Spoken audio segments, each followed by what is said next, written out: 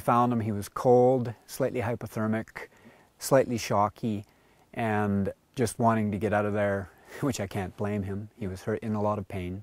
Barrett Lake is approximately about 15 to 20 kilometers directly south of Nelson in the Bonington Range. The mic for him. That's the mic for him.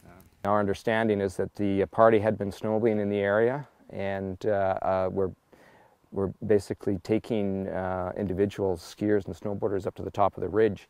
And in this particular instance, the fellow was snowboarding down the bowl, and during the course of him coming down is what triggered the avalanche.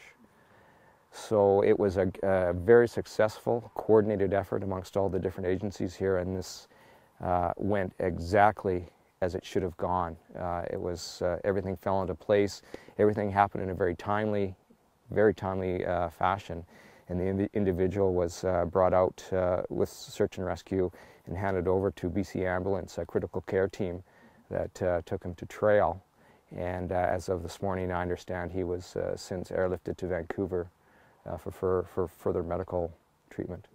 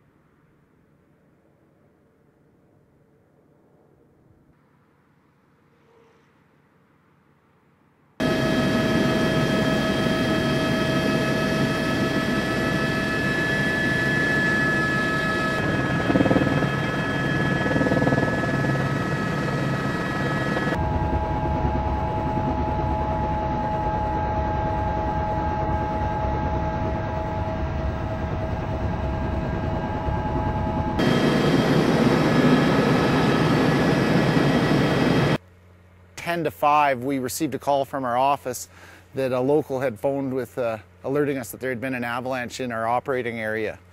At that point, we stripped the covers off the heli and we launched the rescue, with knowing that daylight hours were going to be really short at that time of day.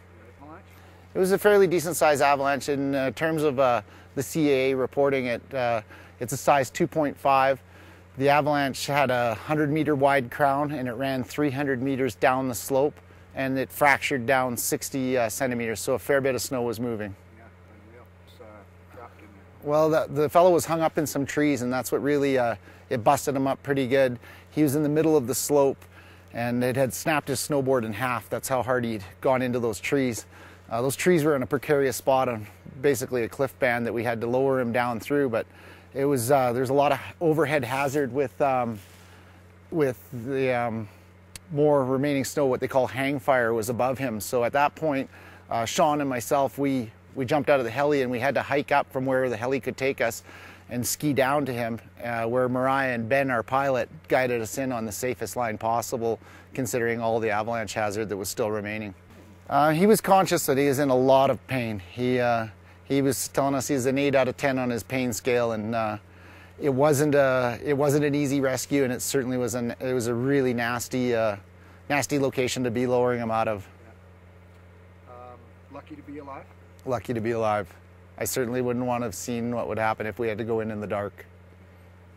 I don't think anyone would want to be going in there in the dark with all the avalanche hazard that's out there right now. Right, so it's possible he would have had to stay overnight?